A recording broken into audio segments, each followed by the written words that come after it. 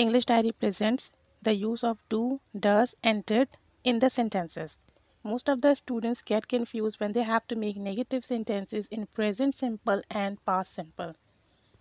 जब कभी भी स्टूडेंट्स को प्रेजेंट सिंपल और पास्ट सिंपल में नेगेटिव सेंटेंसेस बनाने होते हैं तो वो अमूमन कंफ्यूज हो जाते हैं कि कहाँ डू यूज़ करना है, कहाँ डज, कहाँ डिड और इसके बाद वर्ब की कौन सी फॉर्म आएगी। तो डू और डज यूज़ किया जाता है प्रेजेंट सिंपल में नेगेटिव और इंटेरोगेटिव सेंटेंसेस बनाने के लिए। डू हम इस्तेमाल करते हैं I, you, we, they and plural noun के साथ, यानी एक से ज़्यादा नाम के साथ, और इनके बाद वर्ब की हमेशा फर्स्ट फॉर्म आएगी। जैसे कि मैं क्रिकेट नहीं खेलता हूँ, I do not play cricket. हम स्कूल नहीं जाते हैं, we do not go to school.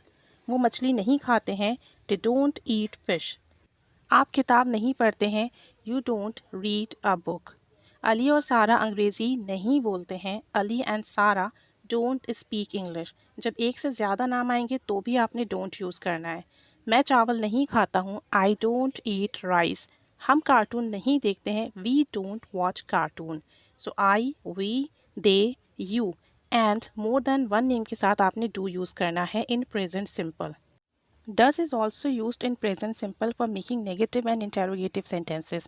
लेकिन does हम यूज़ करते हैं he, she, it और singular noun के साथ। और does के बाद भी आपने verb की फर्स्ट फॉर्म यूज़ करनी है, कोई ses यूज़ नहीं करना है, सिंपल verb की फर्स्ट फॉर्म आएगी। इन्हीं सेंटेंसेस को अब डज के साथ चेक करते हैं। ही डज नॉट प्ले क्रिकेट, वो क्रिकेट नहीं खेलता है। देखिए ही यूज़ हुआ है तो डज आ गया, डज नॉट प्ले, वर्ब में कोई चेंज नहीं आया। She does not go to school, वो स्कूल नहीं जाती है। Ali does not eat fish, Ali fish नहीं खाता है। He does not read a book, वो किताब नहीं पढ़ता है। Zara doesn't speak English, Zara English नहीं बोलती है। शी डजेंट ईट राइस, वो चावल नहीं खाती है। द कैट इज़ हेयर, यहाँ पर बिल्ली है। इट डजंट ड्रिंक मिल्क, वो दूध नहीं पीती है। देखिए वही सारे सेंटेंसेस हैं, सिर्फ और सिर्फ सब्जेक्ट चेंज हुआ है तो डू की जगह डज आ गया है, बाकी वर्ब में कोई चेंज नहीं आएगा। सेम एज जब आपको डिड यूज़ करना होता है तो हम यूज़ करते हैं ये पास्ट सिंपल में, क्योंकि पास्ट सिंपल में हमारे पास हेल्पिंग वर्ब नहीं होता, तो नेगेटिव और इंटेरोगेटिव सेंटेंसेस बनाने के लिए we have to use did. और डिड यूज़ होगा तमाम सब्जेक्ट्स के साथ, यानी तमाम प्रोनाउंस और तमाम नाउंस के साथ डिड यूज़ होगा।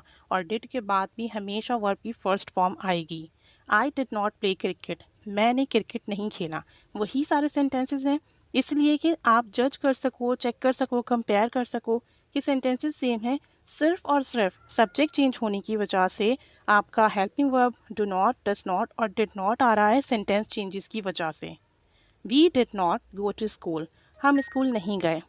You did not eat fish, उसने आपने मछली नहीं खाई। They did not read a book, उन्होंने किताब नहीं पढ़ी। ही डिडंट स्पीक इंग्लिश, वो इंग्लिश नहीं बोला। शी डिडंट ईट राइस, उसने चावल नहीं खाए।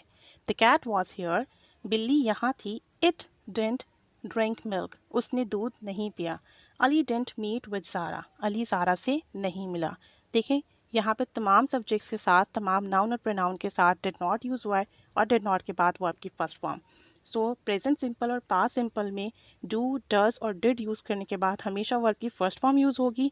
बस सब्जेक्ट्स के अकॉर्डिंगली हमें डू डज यूज़ करना है प्रेजेंट में, और डिड तो सबके साथ इस्तेमाल होगा। तो the use of the do, does and did in interrogative and negative sentences are very simple. You just have to careful about the pronoun और noun and tense. I hope आपको ये लेसन क्लियर हुआ होगा, आपको use समझ आया होगा do, does और डिड का। इन्हें अपने सेंटेंसेस में यूज़ कीजिए, कुछ सेंटेंसेस शेयर कीजिए। Keep learning English, keep staying with us. Thanks for watching.